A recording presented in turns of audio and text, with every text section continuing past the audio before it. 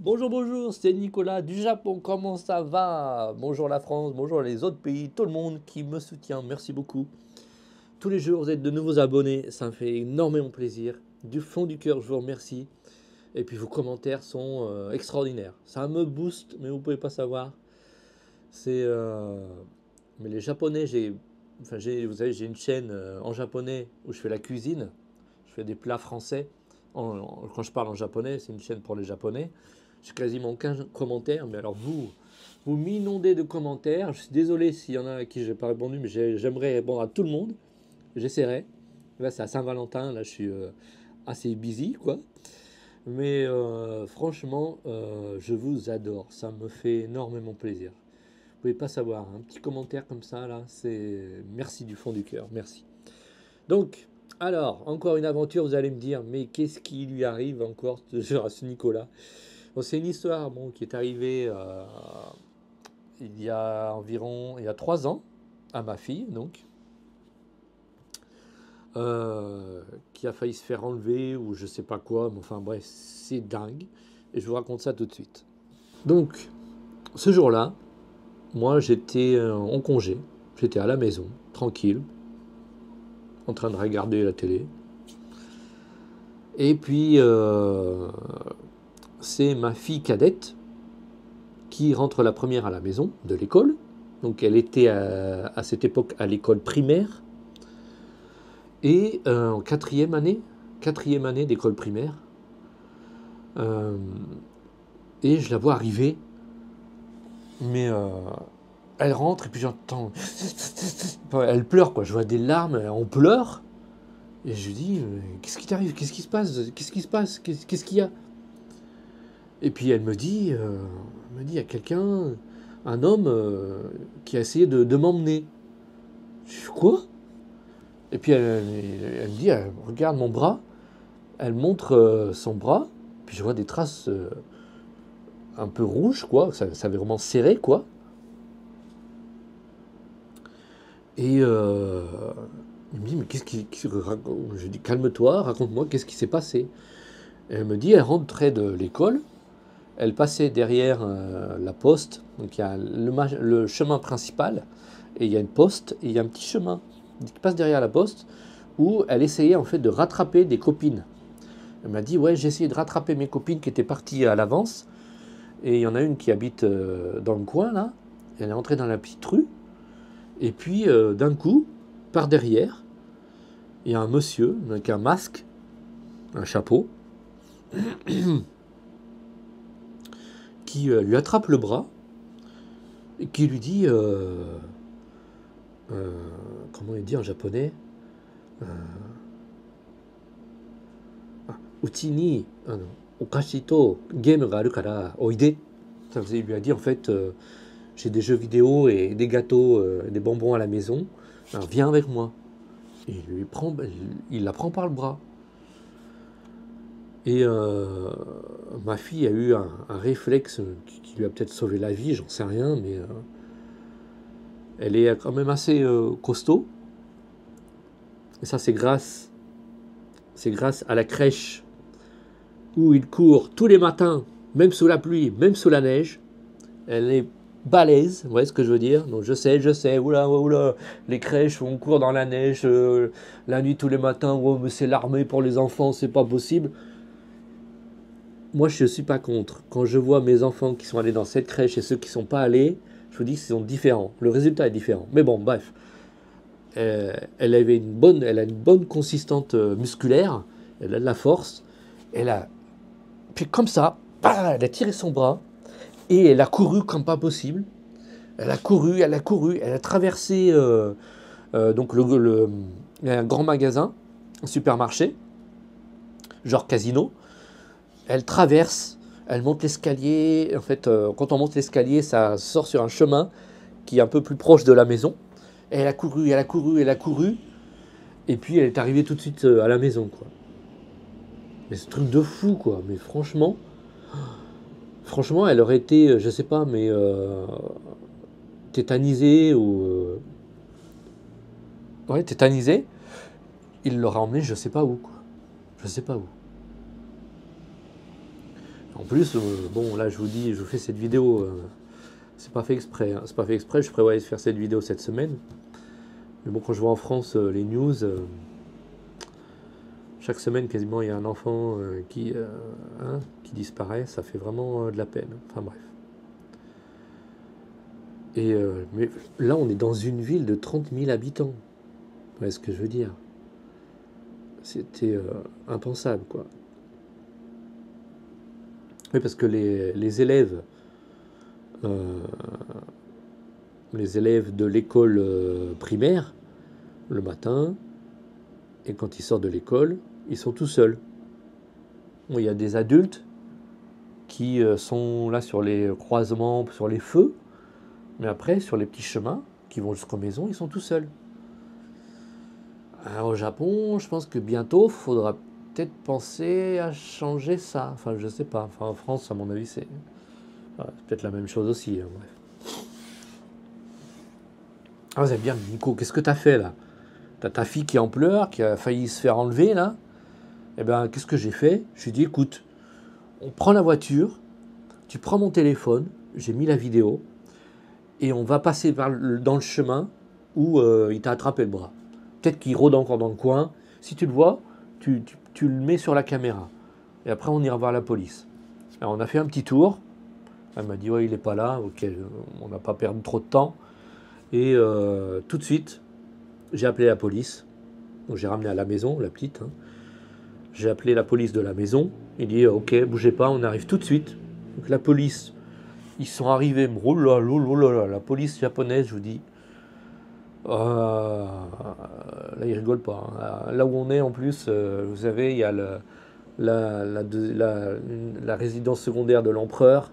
Donc, les policiers, il y en a ici. Ils sont arrivés à quoi? 1, 2, 3, 4 policiers au moins. Ils sont arrivés à la maison. Et puis, il dit voilà, bon, on va parler avec votre fille, elle va nous dire ce qui s'est passé.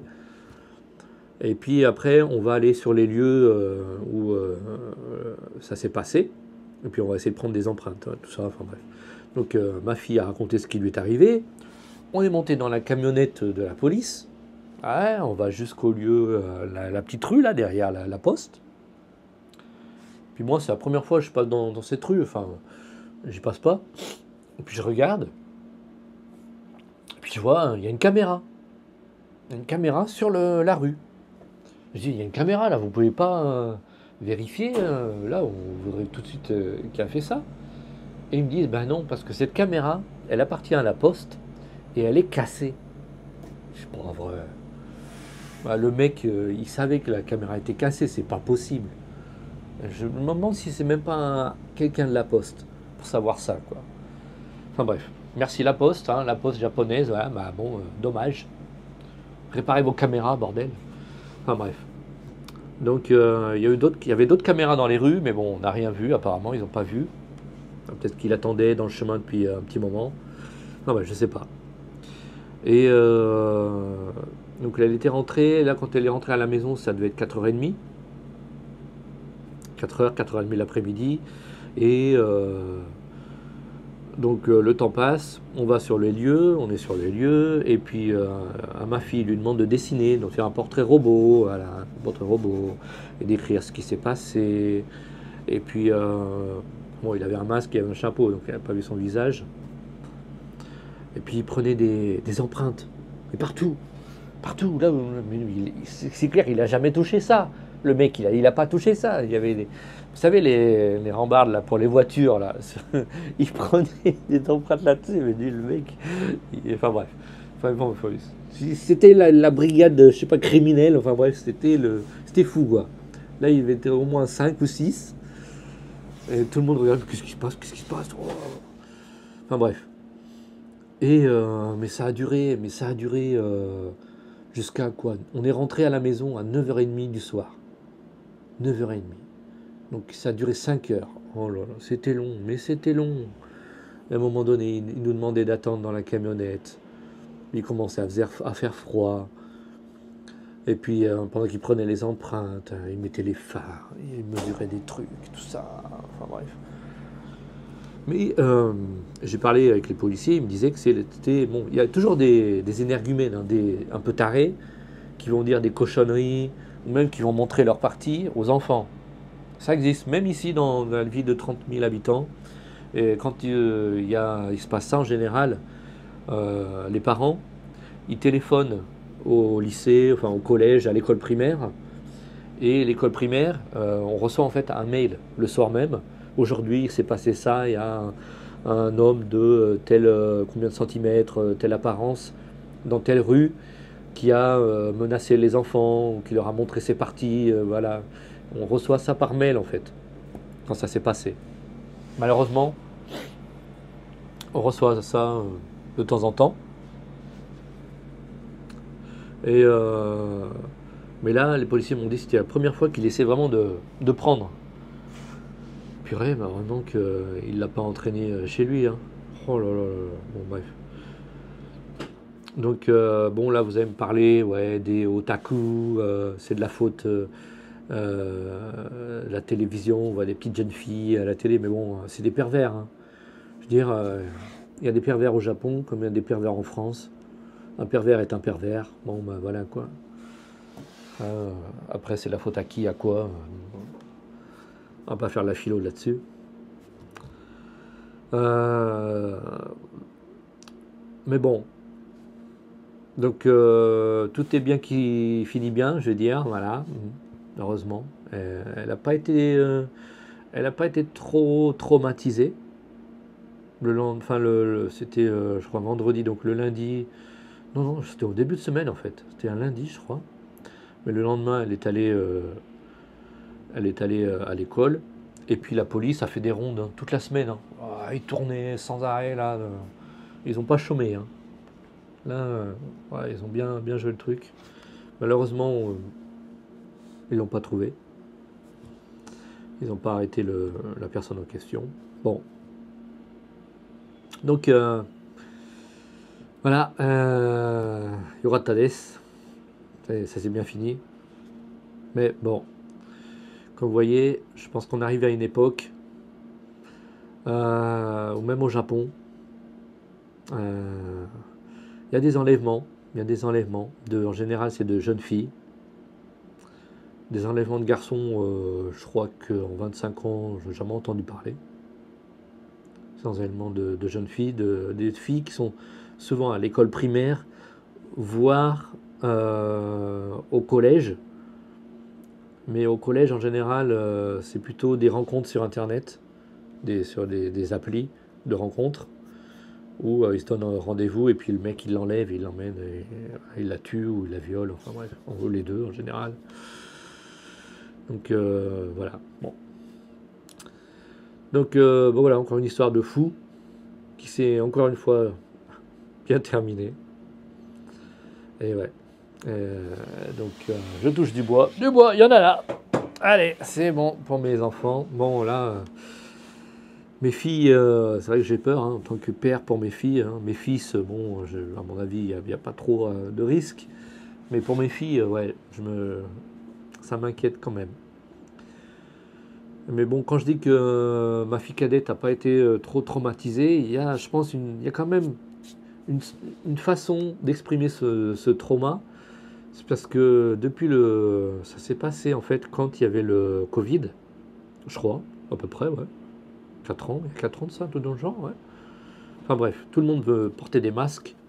Et là, depuis, ma fille cadette ne peut plus enlever son masque. Elle sort, elle met son masque. Elle l'enlève que à la maison, voire chez la grand-mère. On a discuté, j'ai parlé souvent avec elle, avec ma femme aussi, comme pourquoi elle veut pas l'enlever, mais elle veut pas l'enlever.